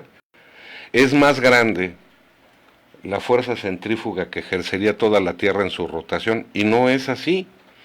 Tenemos cordilleras tremendamente altas que se someten a esa presión de la rotación de la Tierra, y no se ve que se ejerza esa fuerza centrífuga en ellas. Perdón por mi ignorancia, pero ahorita estaba pensando eso y quise ponerlo en la mesa. No sé si me permitas hacer una acotación al respecto. Traigo un ejemplo de un vuelo entre Santiago de Chile y Sydney. Ese vuelo duraría 32 horas y cruzaría medio Estados Unidos, en vez de las 12 horas de vuelo sobre el Océano Pacífico. Es decir, si aclaramos que hay una, o decimos que hay una aplicación, no sé si la puedas ver, mira, te doy la dirección, y a ver si me haces favor de una vez de acompañarnos en esto. La dirección es https //camp.shyinyapps.io diagonal avión sin acento avión guión normal, el guión medio, digamos, plano. Y vas a encontrar entonces una aplicación que te permite calcular esas distancias. Y ahí veríamos que el vuelo directo, la distancia directa entre Sydney y Chile se encontraría en el disco a 25.726 kilómetros, en tanto que en la distancia en la esfera equivaldría a 11.435 kilómetros. Cabe aclarar que a pesar de que la línea roja aparezca mucho más larga, en realidad representa una distancia mucho más corta, pero está sumamente distorsionada por la proyección. Inmediatamente surge el problema de que en el hemisferio sur las distancias son enormes, debido a que en un planeta esférico un círculo de latitud constante en 30 grados de latitud mide lo mismo, esté en el sur o en el norte, pero en la Tierra plana 30 grados sur es el doble de rango que 30 grados norte, porque se abre. Y ahorita entraríamos aquí a la parte de la geometría de la Tierra plana. Pero, ¿qué te quiero decir con esto? A ver, ¿por qué razón los vuelos, en lugar de ir directamente ¿cómo se llama?, de Sydney a Chile, lo hacen a través de Estados Unidos? O sea, van Chile, Estados Unidos y de ahí a Sydney. O al revés, Sí. cuando pudieran hacer la trayectoria directamente sobre el paralelo correspondiente, ¿sí?, en una Tierra esférica. Sin embargo, no es así. No sé si me explique. Y para mí sí, por supuesto, ingeniero, pero bueno. No sé si haya que ampliar, sí, se entiende perfectamente a la latitud que está Santiago, Sí, es similar o es más cercana que cualquier otra ciudad conocida a Sydney, o digamos las ciudades del sur no son no hay tantas como para competir con Santiago, entonces bueno, tenemos latitudes similares o aproximadas ahí. sí. Lo cual significa que un vuelo directo debería ser la distancia más efectiva, ¿no? La más corta. La más corta. Sí, la distancia entre dos puntos es una línea recta. Y aquí lo que hacen los vuelos tradicional y normalmente es ir Chile a Estados Unidos y después de Estados Unidos se van, sí, Los Ángeles, y se van a Sydney. Sí. Está muy interesante la polémica y sobre todo en los chats. Yo le quiero pedir a nuestro compañero Ajax Mondragón que sea tan gentil en decirnos qué sucede en los chats, Ajax. Gracias, Juan Ramón. Bueno, a través de YouTube tenemos muchísimos comentarios. Por ahí Tepe Colomba nos dice, le manda saludos a The Secret Forest, que también ya se unió. Saludos a Patrones Comunes, que dice que le falló un poco el internet, pero que ya está de vuelta. Saludos por ahí a Plano Ibérico, que igual manda un abrazo. Tenemos a John Doe, que dice que, bueno, se rehúsa un poco a creer también en lo de la Tierra plana y dice que pues, los que piensan en ella también tienen incluso la cabeza plana, por ahí un poco ofensivo. Martín Cabello. Fíjate, si los que opinan de la Tierra plana le contestaran, pues habría más controversia. Acuérdense ustedes que todo lo que conocemos forma parte de un programa educativo que desde pequeños hemos recibido y del cual no sabemos, porque mucho de ello lo damos por hecho sin investigar ni cuestionarlos, si realmente es la verdad lo que nos han inculcado. Hay que dudarlo, no hay que casarse con nada. Aquí nadie tiene la verdad absoluta. Perdón, Ajax, ¿qué más? Así es, saludos por ahí a Luciano de Argentina. Saludos a Dionisios Music, que dice buenas y planas noches. Saludos a Zaida Raful, que dice hola, saludos, buen chat.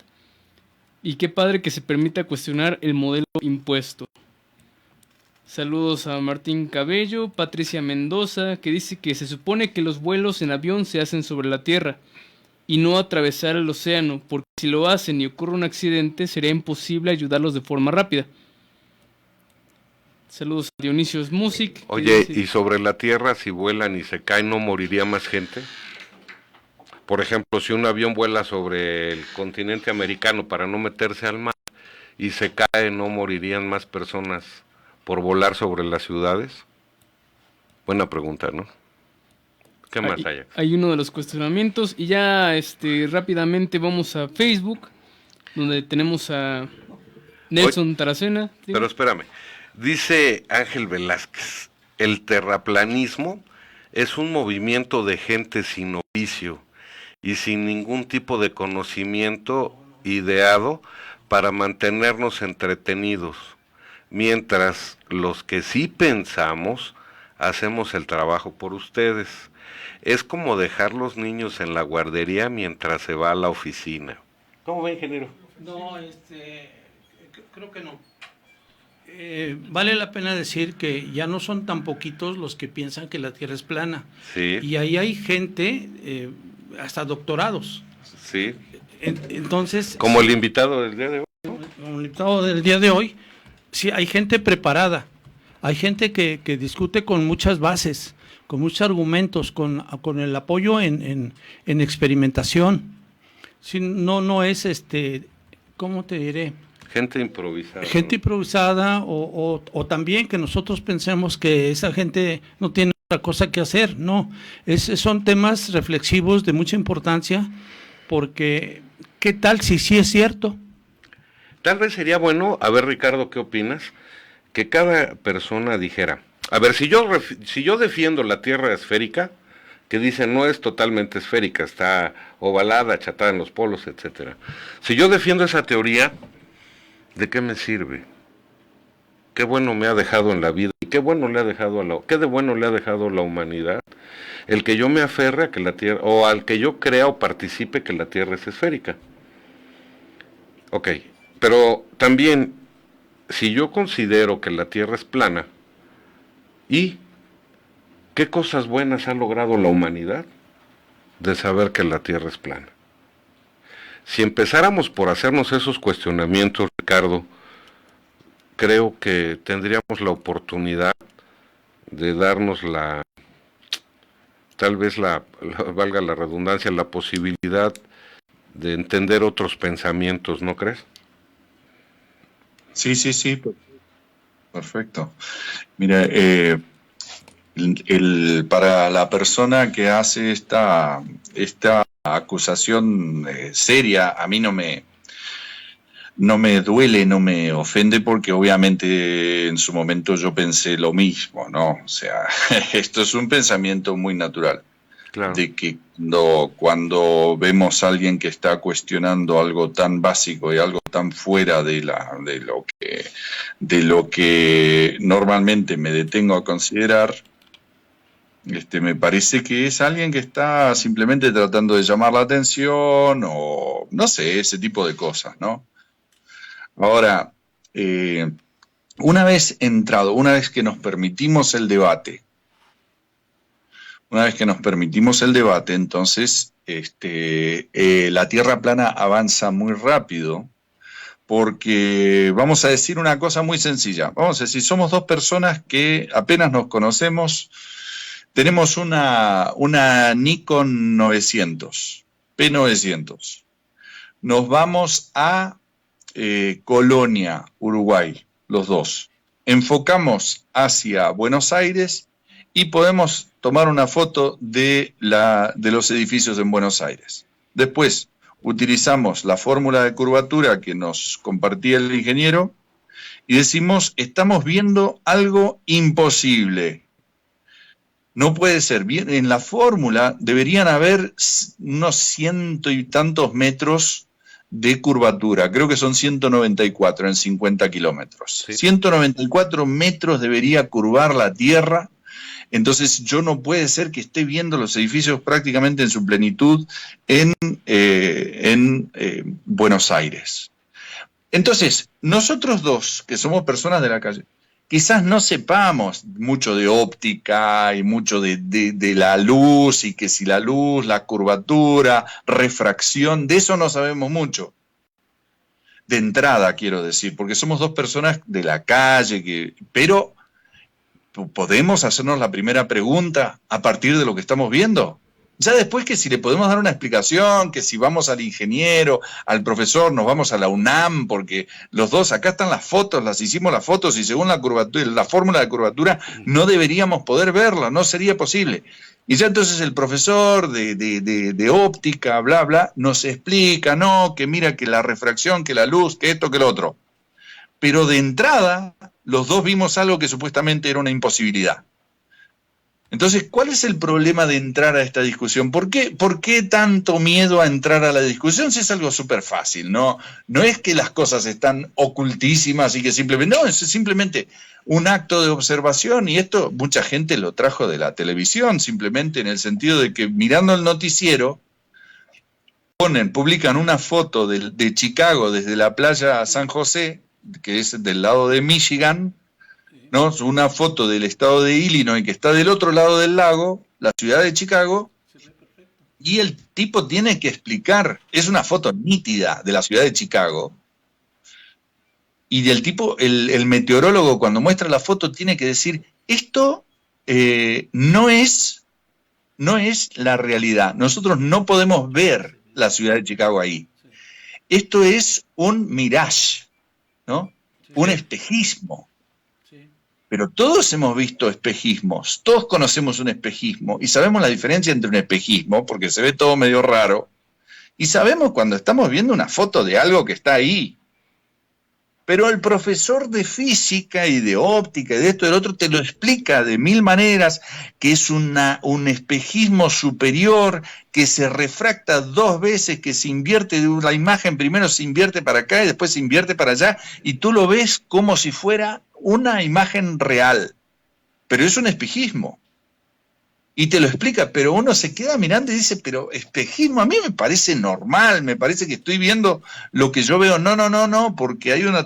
Entonces, eso me parece que, o sea, es un acto un poquito de snob, ¿no? De snobismo, el decir, sí, yo entiendo todo el tema ese de la óptica. Mentira, no entendiste nada, ni siquiera te lo pusiste a pensar jamás. Sí. Jamás te pusiste a pensar por qué podías ver Buenos Aires desde Colonia. Vive gente en Colonia desde hace 100 años, 150 años, no sé cuánto la edad de Colonia. Y toda la vida han visto Buenos Aires. Y ninguno se preguntó por qué podía ver eso. Nunca nadie lo comparó a la curvatura, a la fórmula de la curvatura. Entonces no seas altanero de pensar que ya te hiciste estas preguntas. Es mentira, jamás te hiciste las preguntas. Y cuando te empieces a hacer las preguntas, la idea de la Tierra plana va a avanzar a una velocidad increíble, que es lo que ha sucedido. La mayoría de la gente está enganchadísima de cuando se enganchó, cuando se permitió la pregunta. Pero acá no es el debate tierra plana, tierra esférica, porque la tierra esférica sale perdiendo terriblemente. El debate es tierra plana versus me interesa o no me interesa. Y la mayoría de la gente está en el plano de no me interesa nada, porque en realidad a mí en qué me cambia la vida, porque a mí déjame ir a mi partido de fútbol, déjame seguir con mi vida y con mi fantasía. Y es que les da miedo, Ricardo. Claro. Yo creo que a la mayoría de las personas les da miedo enfrentar otra verdad, otra realidad que rompa todos los esquemas con los que hemos sido educados. Básicamente considero... Hay gente que te va a dar un tiro. ¿Sí? Si tú le dices que el fútbol es una farsa, el fútbol es una maquinaria propagandística. ¿Sí? A Lionel Messi no tiene permitido, un jugador de la selección boliviana, no tiene permitido darle una patada que le quiebre la pierna. Sí. ¿No? Y por supuesto que no tiene permitido dársela a nadie, pero por supuesto que sabe, ¿no? Y esto lo estoy diciendo en teoría, no me consta, pero te propongo la idea de que tú crees que un jugador boliviano no tiene la amenaza implícita de antes que entre a la cancha, de que mira, si tú llegas a lastimar a Lionel Messi, te vamos a perseguir hasta el final del mundo porque se nos cae Emiratos, aerolíneas, ¿cómo se llama? Emiratos, las aerolíneas. Sí. O sea, hay empresas enteras que dependen del performance de Lionel Messi. No se lo puede tocar. Entonces, ¿para qué jugamos un partido contra Lionel Messi? O sea, si está Lionel Messi en la cancha hay que dejarlo, no hay que tocarlo, no hay que patearlo, no hay que cuidarlo. Entonces, que es toda una farsa. Y hay gente que te va a dar un tiro en la cabeza por decirle que es mentira, que el fútbol es una mentira. Piensa que es un verdadero, digamos, una verdadera competencia deportiva. Y lo mismo si tú le planteas el tema de una religión. Hay gente que te va a matar por una religión. ¿Acaso no hay cosas para cuestionar de una religión? ¿Acaso no deberíamos mirar un poquito, cuestionar a algunos actuantes, a algunas personas que están ahí por detrás? Bueno, se los cuestiona, pero hay gente que lo va a defender a muerte.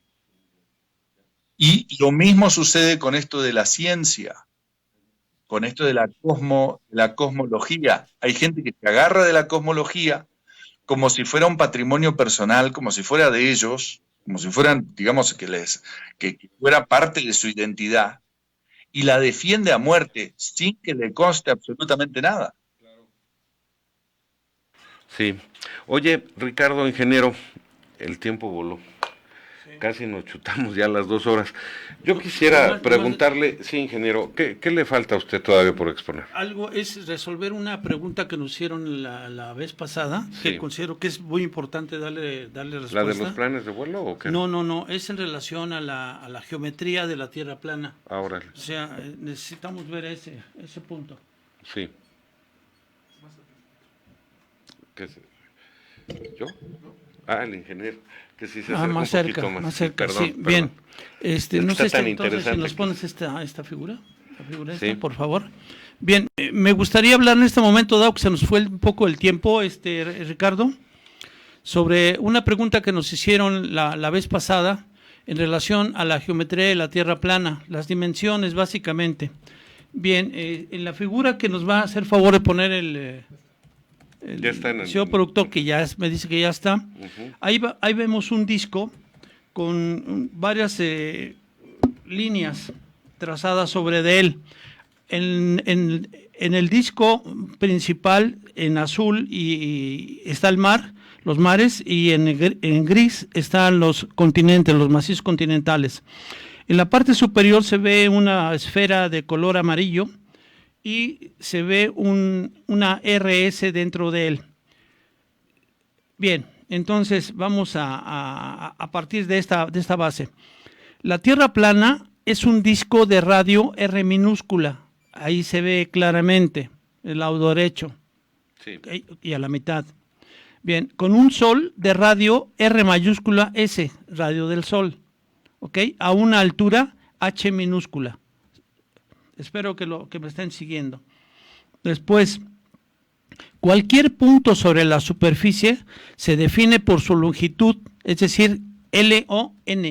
Aquí tenemos en medio de un cuadrante que tenemos ahí trazado, equivalente a la que tendría en la Tierra esférica, y su distancia al polo norte, L, que se relaciona con la latitud de la Tierra esférica como, y hay una fórmula ahí que aparece, si me hacen favor de seguirla.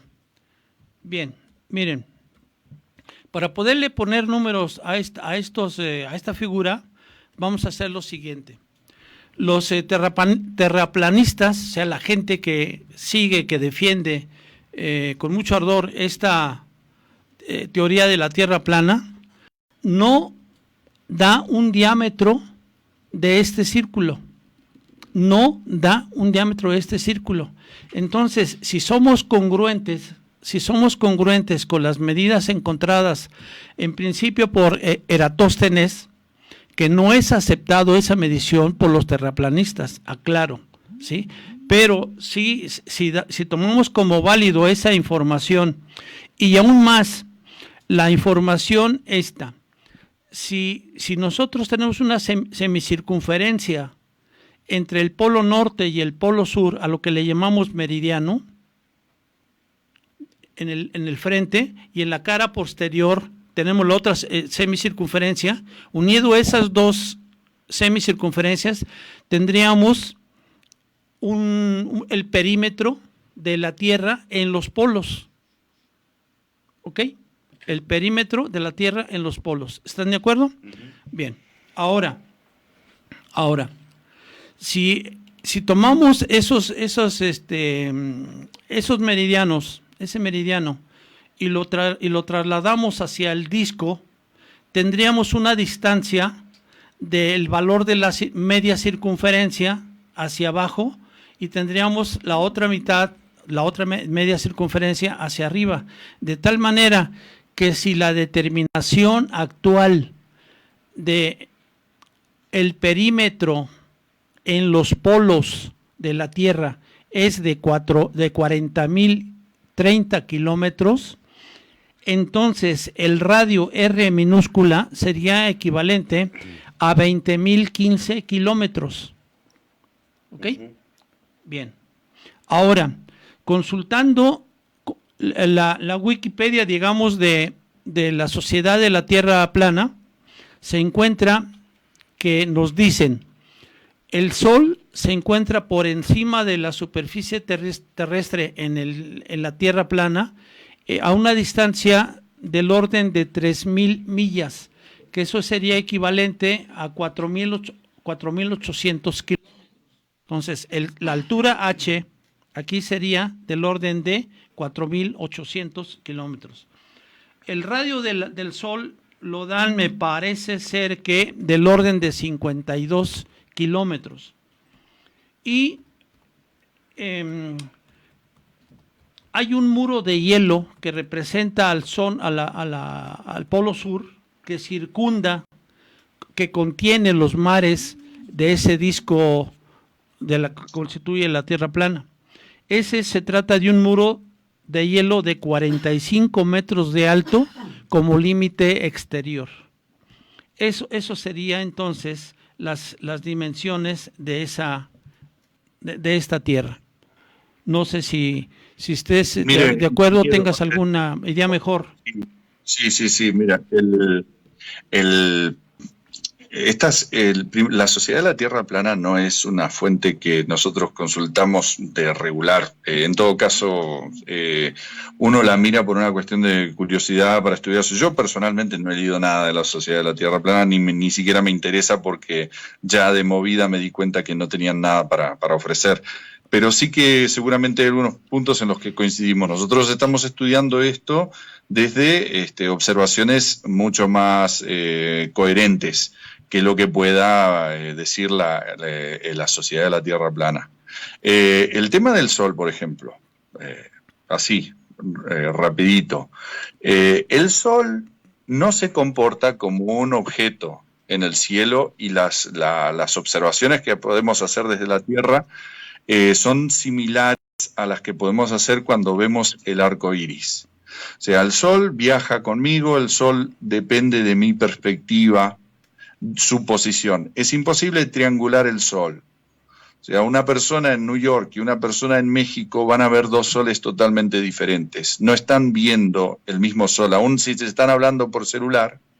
Si hacen los ángulos, si sacan las medidas, ¿no?, de ángulos, se van a dar cuenta que están viendo dos soles totalmente diferentes. Cada uno ve desde su perspectiva. Entonces, decir que el Sol está a 4.000 millas, o a 5.000 millas, o a 100.000 millas, o a 92.000 millas, a 92 millones de millas, como dice la ciencia heliocéntrica, es simplemente una aventura. Es como que yo te diga, ese arco iris está a 300 metros de mí. Pero bueno, si avanzo 2 metros, ahora sigue estando, no es que está a 298. Se movió conmigo. Si me muevo hacia la derecha, se mueve hacia la derecha. Si me muevo hacia la izquierda, se mueve hacia la izquierda. Ahora, el perímetro de la Antártida, 45 metros no.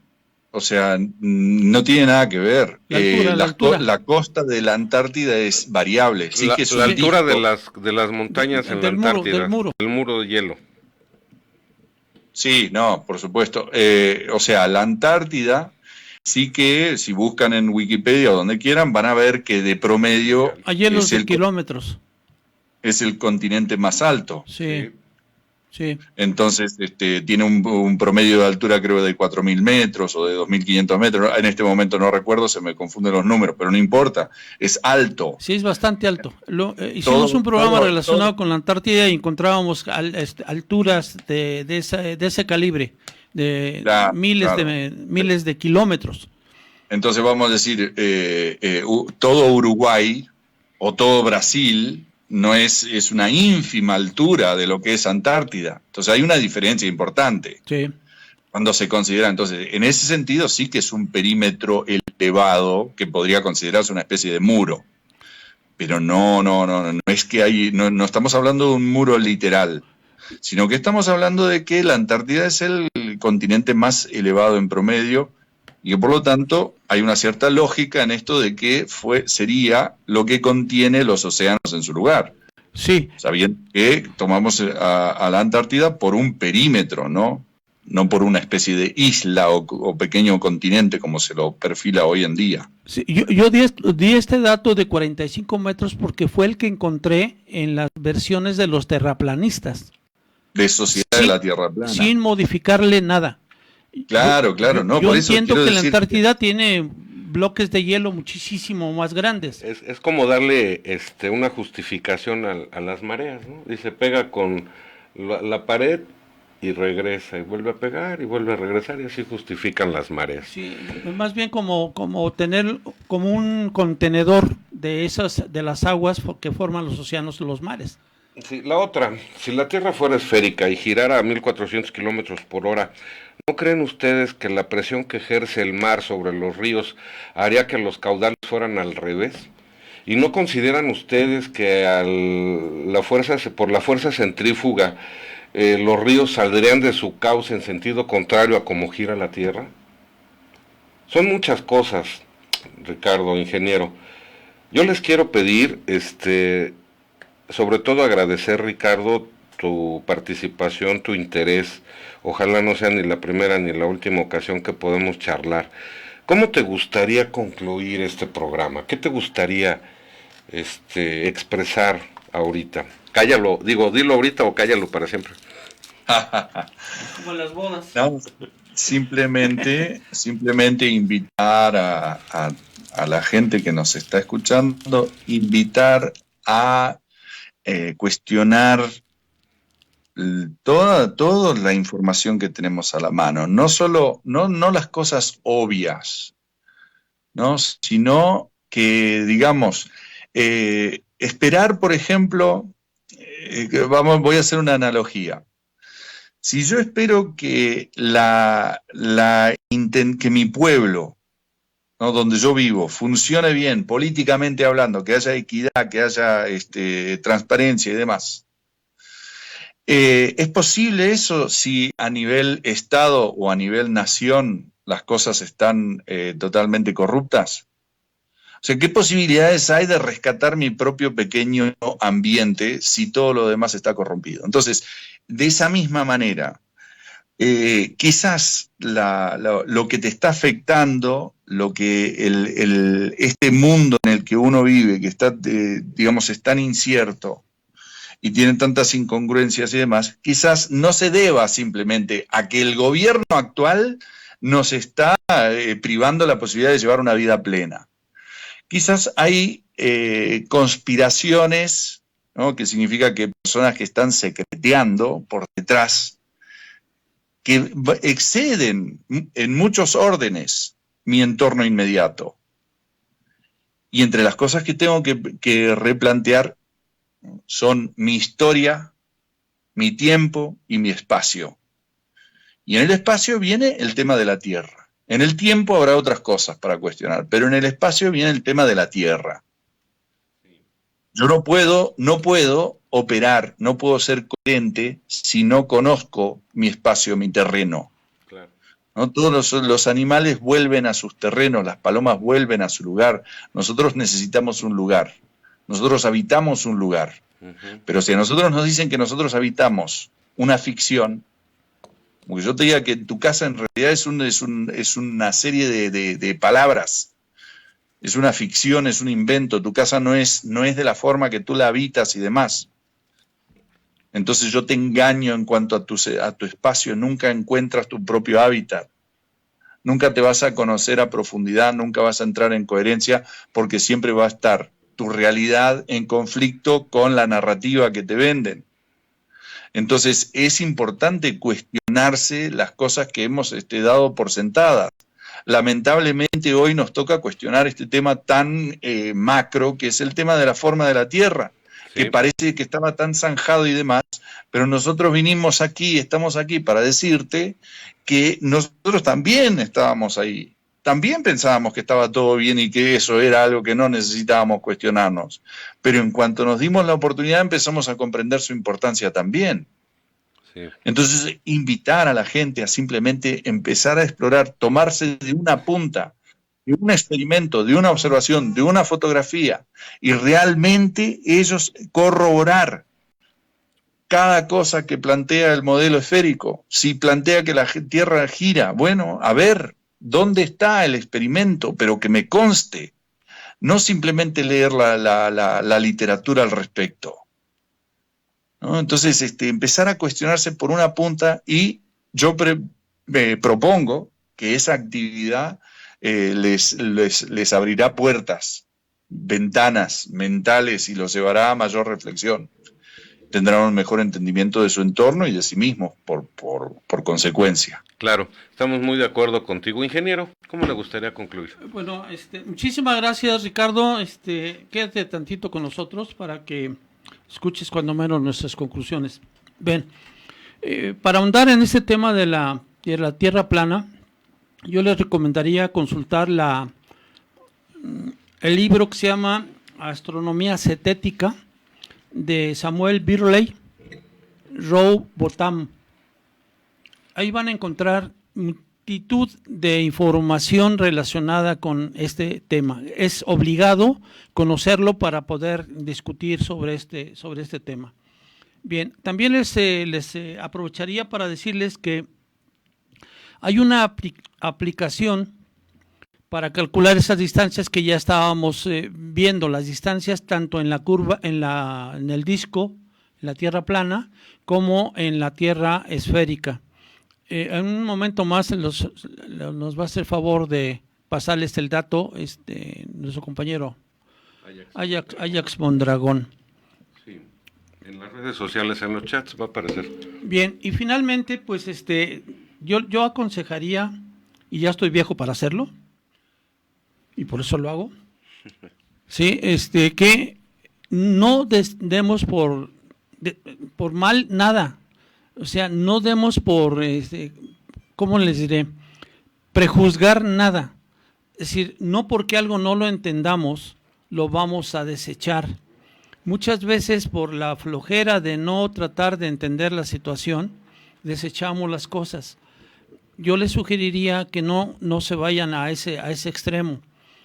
Y espero que este tipo de programas y en específico en el tema de la Tierra plana y la Tierra esférica sirva como una semillita de duda para que ustedes por motu propio vayan y enriquezcan a través de las diferentes literaturas y videos que se encuentran pues a disposición prácticamente de quien quiera, para que ustedes entonces tengan una opinión pues informada. Sí, entonces pues agradeciéndole su atención, yo me daría por concluido este tema. Muchas gracias, ingeniero. Fíjese que yo quisiera despedirme agradeciendo a Ricardo Schmidt, ingeniero Alfredo Herrera, con esta reflexión. Mire, lo dije hace rato, los gobiernos más poderosos del mundo son los que rigen hasta el conocimiento del ser humano. Ellos nos dicen en qué debemos creer, qué debemos saber y qué no debemos saber. El mundo ha cambiado y cambia constantemente por los locos, por los que se atreven a ser diferentes. Y para ser diferente uno tiene que atreverse a cuestionarse lo que nos han querido hacer creer. Ahorita estaba leyendo un comentario, por ejemplo, de Patricia Mendoza, que dice así: Gracias, Patricia. Dice, ahora resulta que viví 33 años engañada pensando que Plutón era un planeta y no era así. A nosotros también nos dieron unos conocimientos, como todos también lo tratamos lo asimilamos y lo dimos por bueno. Pero hubo a manera personal reflexiones que cada quien se fue haciendo, ¿no? Así es. Que no tuvieron respuesta y que no deben ser siempre artículos de fe. Estaría muy bien que cada quien conociera tanto una teoría como la otra, le viera los pros y las contras, y que cada quien pudiera también tomar sus conclusiones y lo que mejor le parezca. Para mí nadie está equivocado, nadie tiene la razón, y ojalá este despertarse de diario, este cuestionamiento motive sus vidas a dejar de creer siempre lo que quieren que creamos, porque qué tal si vivimos engañados, ¿no? Así es.